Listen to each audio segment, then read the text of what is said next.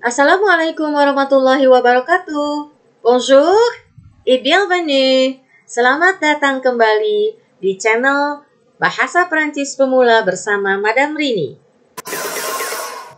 Pada video pembelajaran kali ini, kita akan mempelajari bagaimana meminta seseorang untuk melakukan sesuatu atau melarang seseorang melakukan sesuatu. Demander et interdire à quelqu'un de faire quelque chose. Ya, materi ini adalah materi ketiga di semester ganjil bagi para peserta didik di SMA di kelas 12. Oke, sebelum kita mulai jangan lupa ya di like buat semangat saya, subscribe untuk mendapatkan video-video pembelajaran berikutnya, dan tolong share juga buat amal jariah saya.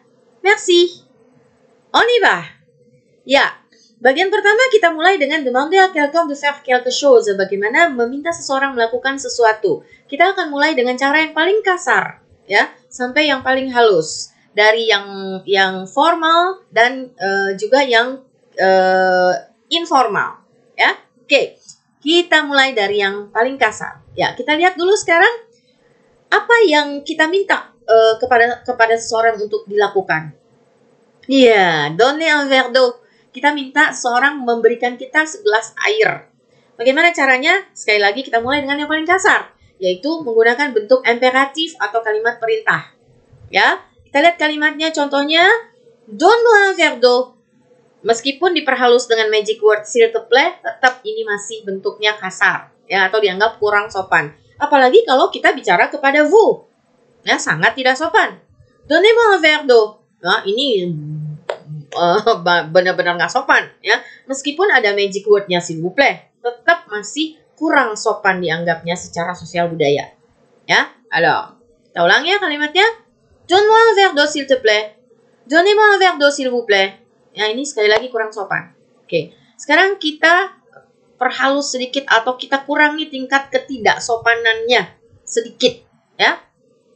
Oke. Kita bisa menggunakan kata kerja pouvoir dalam bentuk indikatif présent. Maka kalimatnya menjadi tu peux me donner un verre d'eau.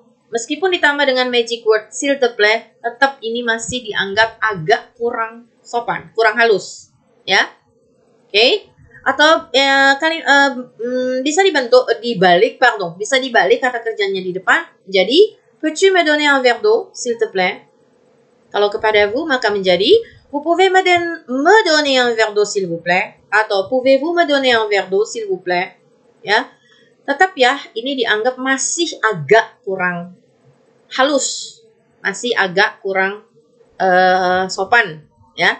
Tetapi tidak sekasar yang sebelumnya tadi, ya. Tapi still tetap ini masih kurang halus, ya. Oke, kita ulang kalimatnya. Tu peux me donner un verre d'eau s'il te plaît? Peux-tu me donner un verre d'eau s'il te plaît? Vous pouvez me donner un verre d'eau, s'il vous plaît? Pouvez-vous me donner un verre d'eau, s'il vous plaît? Ya, kita lihat di sini ada dua gaya, ya, yang dibalik dan yang tidak dibalik. Sebetulnya perbedaannya hanya pada biasanya bentuk yang tu peux me donner un verre d'eau, s'il te plaît, vous pouvez me donner un verre d'eau, s'il vous plaît, ini digunakan dalam bahasa lisan. Sedangkan yang peux-tu dan pouvez-vous itu biasanya digunakan sebagai bahasa tulis. Itu aja sih perbedaannya, ya. Oke, kita lihat selanjutnya bentuk yang lebih halus lagi. Masih menggunakan kata kerja pouvoir tapi dalam bentuk kondisional présent konjugasinya. Oke, maka kalimatnya menjadi tu pourrais me donner un verre d'eau, s'il te plaît? Pourrais-tu me donner un verre d'eau, s'il te plaît?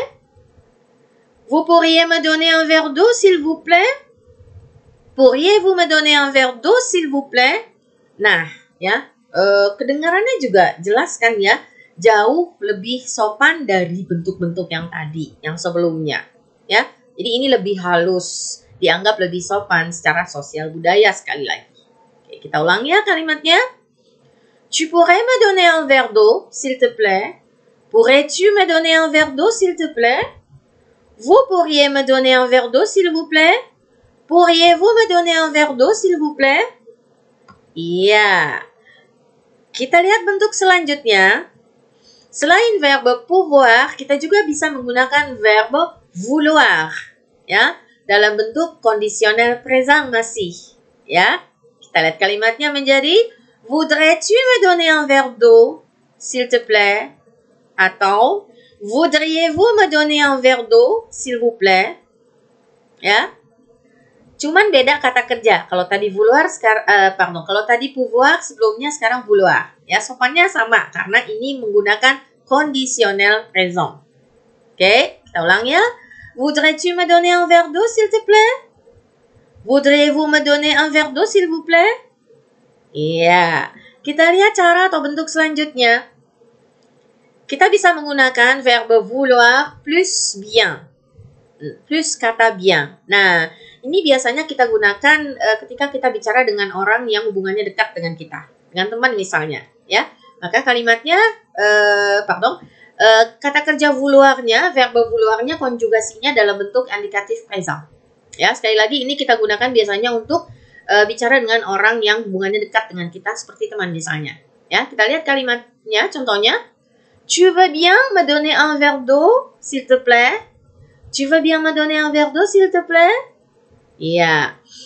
Atau ada cara lain yang bisa kita gunakan, ada bentuk lain yang bisa kita gunakan ketika kita bicara dengan orang yang dekat dengan kita juga, ya. Dengan cara misalnya kita lihat ça ne te dérange pas de plus verbe infinitif. Jangan lupa point d'interrogation. Ya. Tanda tanya. Dan kalimatnya menjadi ça ne te dérange pas de me donner un verre d'eau, s'il te plaît. Ya, ini dekat tapi sopan gitu ya. Karena kita menghargai, menghormati ya secara sosial budaya. Oke, sekali lagi tapi ya, ini biasanya digunakan untuk bicara dengan orang yang hubungannya dekat dengan kita. Seperti teman misalnya. Oke ya, kita ulang kalimatnya ya. Tu veux me donner un verre d'eau? Pardon, excusez-moi. Tu veux bien me donner un verre d'eau, s'il te plaît?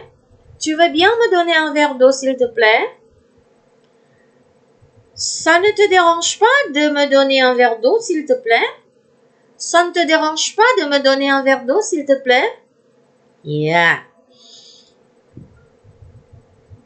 Itu tadi adalah bentuk-bentuk atau struktur atau pola yang bisa atau cara yang bisa kita gunakan untuk meminta seseorang melakukan sesuatu. Sekarang bagaimana kalau melarang seseorang melakukan sesuatu? Sama ya, kita mulai dengan cara yang paling kasar. Oke? Kita lihat apa yang akan kita larang lakukan.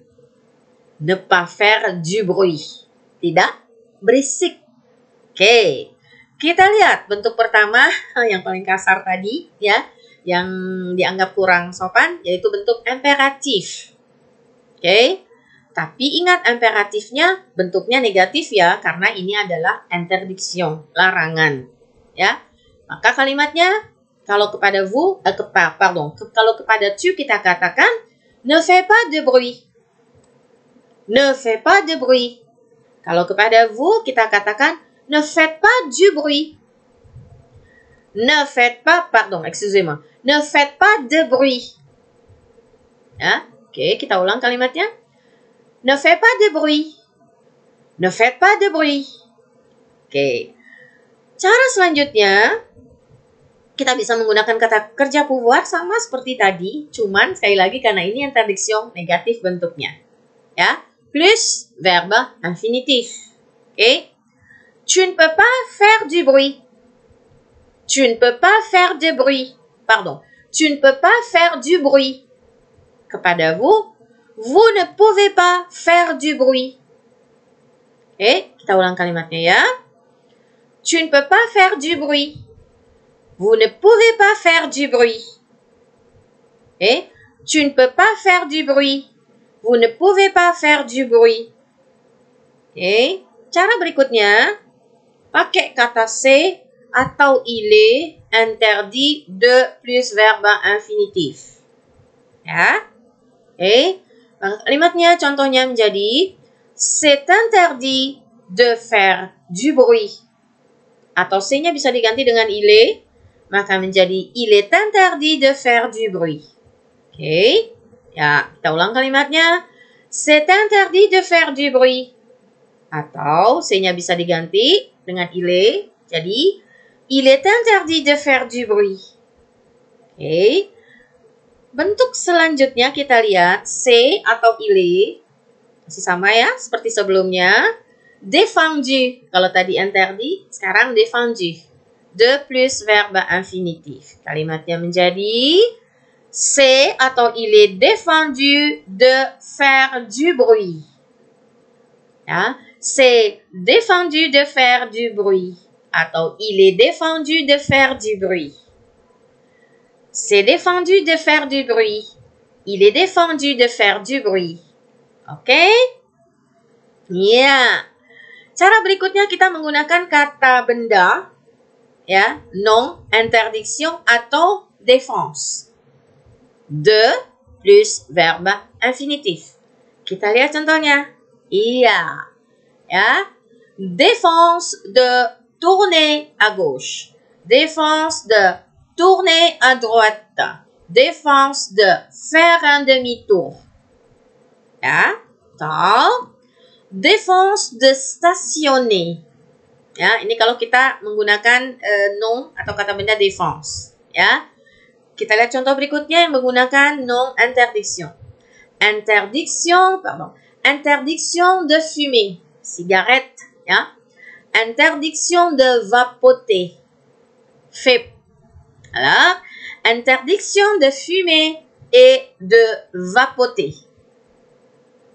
Oke, kita ulang ya contoh kalimatnya. Défense de tourner à gauche. Défense de tourner à droite. Défense de faire un demi-tour. Défense de stationner. Interdiction de fumer. Interdiction de vapoter. Interdiction de fumer et de vapoter. Oke ya? Ya, itulah dia tadi bentuk-bentuk kalimat yang bisa digunakan untuk melarang atau meminta seseorang melakukan sesuatu.